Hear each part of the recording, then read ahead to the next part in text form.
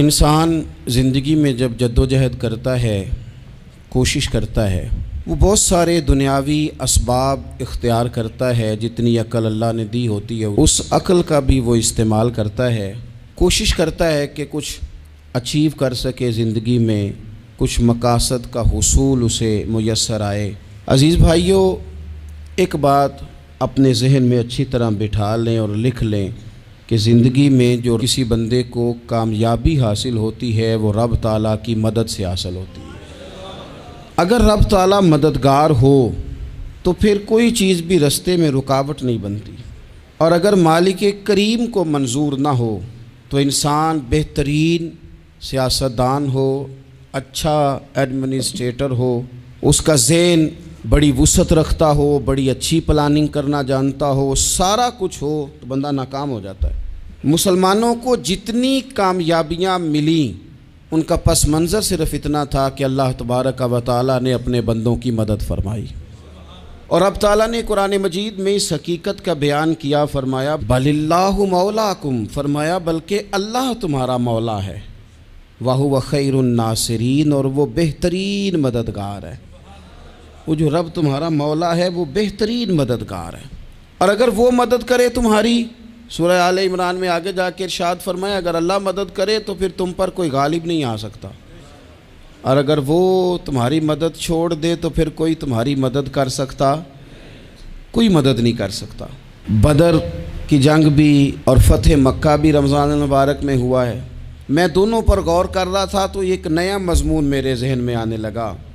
بدر کی جو جنگ ہے اس میں بھی ایک عجیب انقلاب آیا ہے کہ 313 نے 1000 سے مقابلہ کیا، اور جن 1000 سے مقابلہ کیا وہ اسلحے سے لیس تھے، اور یہ جو 313 ہیں ان کے پاس 6 زرہیں، 8 تلواریں، چند گھوڑے، لیکن اللہ نے کامیابی دی تو خود رب نے بیان کیا کس طرح دی، فرمایا وَلَقَدْ نَصَرَكُمُ اللَّهُ بِبَدْرٍ وَأَنْتُمْ أَذِلَّةٌ۔ وہ کامیابی اس طرح ملی ہے کہ رب نے تمہاری مدد کی تھی، تم تو کمزور تھے، اللہ نے بدر میں تمہاری مدد کی، تم جیت گئے۔ وَلَقَدْ نَصَرَكُمُ اللَّهُ بِبَدْرٍ وَأَنْتُمْ أَذِلَّةٌ، اللہ نے بدر میں تمہاری مدد کی، تم تو کمزور تھے۔ پھر فتح مکہ نصیب ہوئی تو اس میں بھی بہترین منصوبہ بندی نبی پاک علیہ السلام نے فرمائی، بہترین حکمت عملی حضور نے اپنائی، لیکن ہمیں جو اللہ رسول نے بات سمجھائی وہ کیا ہے؟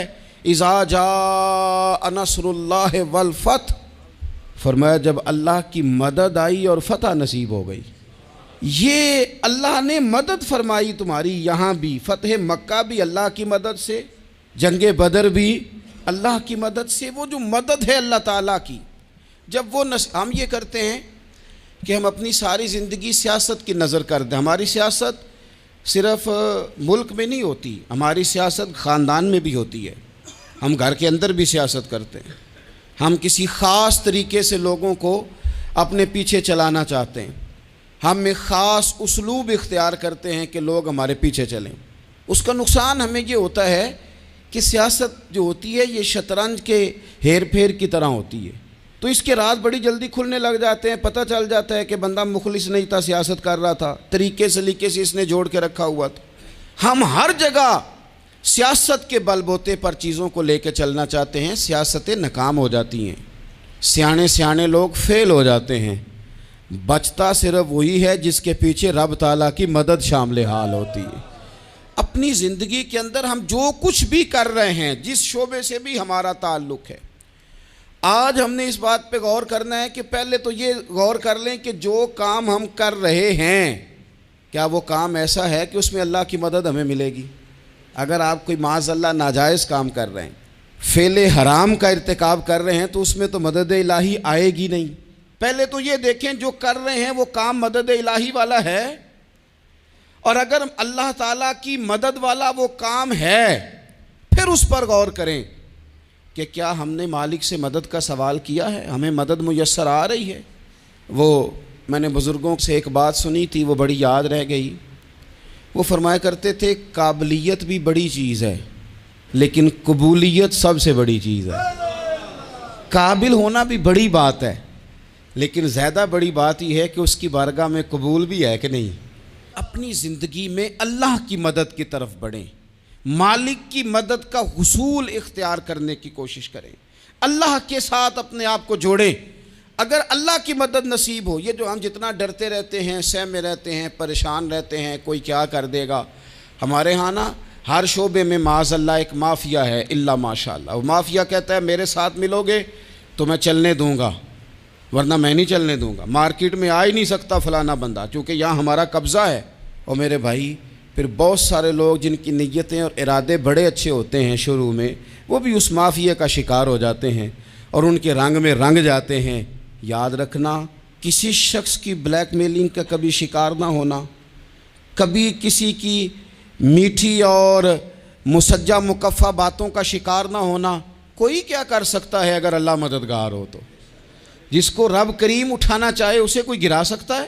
ہم یہ ڈرے ڈرے سہمے پریشان فیصلہ کرنے کی طاقت نہیں، مجھے چلنا چاہیے کہ نہیں، اٹھنا چاہیے کہ نہیں، کرنا چاہیے، اٹھ باندھ کمر کیوں ڈرتا ہے؟ پھر دیکھ خدا کیا کرتا ہے۔ حضرت عبداللہ ابن عباس فرماتے ہیں میرے نبی پاک علیہ السلام نے میری تربیت فرمائی، حضور نے میری تربیت فرمائی، اور محبوب پاک علیہ السلام نے فرمایا عبداللہ یاد رکھنا، یہ نوجوان دوست میری بات لکھ لیں، پریشان لوگ میری بات لکھ لیں، جن کے پاس قوت فیصلہ نہیں وہ اس بات کو لکھ لیں۔ حضرت عبداللہ ابن عباس فرماتے ہیں میرے نبی پاک علیہ السلام نے مجھ سے فرمایا تھا عبداللہ سن، اگر ساری دنیا مل کے تیرا کوئی نفع کرنا چاہے کر نہیں سکتی جب تک میرے رب کی رضا نہ ہو، اور فرمایا ساری دنیا مل کے تیرا کچھ بگاڑنا چاہے تو عبداللہ بگاڑ نہیں سکتی جب تک رب کریم کی حکمت کا تقاضا نہ ہو۔ لوگوں سے ڈرنا، لوگوں کی طرف دیکھنا، ماحول دیکھ کے اپنے راہ کا تعین کرنا، ہر بندے کے خیالات کے مطابق ڈھلنے کی کوشش کرنا، فلانا نہ ناراض ہو جائے، فلانا نہ ناراض ہو جائے، وہ جس نے ہونا ہو جائے، بس رب رسول ناراض نہ ہو۔ اپنی زندگی میں اپنے مالک کو مولا جان کے، بل اللہ مولاکم، اللہ تمہارا مولا ہے، وَهُوَ خَيْرُ النَّاصِرِينَ، وہ بہترین مددگار ہے۔ توجہ جب بھی کریں رب کی جانب کریں، اپنے دل کا قبلہ درست رکھیں، سوچوں کے زاویے سیدھے رکھیں۔ میرے بھائی مالک جب بندوبست کر دے نا، جب مالک بندوبست کر دے پھر ایسا بندوبست کرتا ہے کہ لوگوں کے پاس نا چارہ نہیں رہتا۔ حضرت مریم رضی اللہ تعالی عنہا پاک باز تھیں، مسجد میں رہی تھیں، پر مالک کی حکمت کے تقاضے بڑے عجیب ہے نا۔ پھر جناب مریم کو اللہ تعالیٰ نے بغیر شوہر کے اولاد عطا کر دی۔ یہ بات ہی ایسی تھی، وہ کسی نے کہا تھا کہ مخلوق تو فنکار ہے اس درجہ کے پل بھر میں، سنگے در کعبہ سے بھی اصنام تراشے، تم کون ہو کیا چیز ہے داغ کبابی، لوگوں نے تو مریم پہ بھی الزام تراشے۔ تو لوگوں نے کہا کدھر سے لے آئی بچہ، تیرا باپ تو ایسا نہیں تھا، کہاں سے لے آئی؟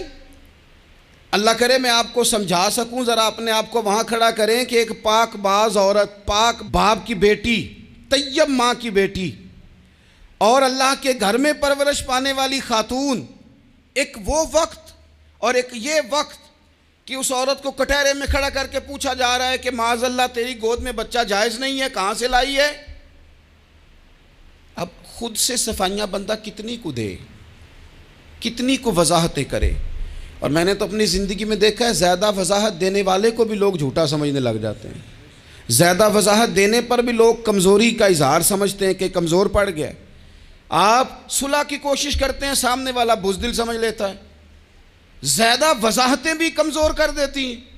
اب حضرت مریم کو کٹہرے میں کھڑا کر کے کہا بچہ کس کا ہے؟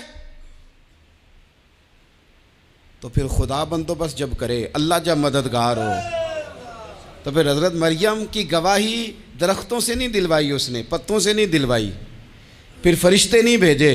حضرت مریم کہنے لگی مجھ سے نہ پوچھو، وہ جو پنگوڑے میں ہے اسی سے پوچھ لو، ان سے پوچھو نا، وہ کون ہے پوچھ لو، ان سے کر لو سوال۔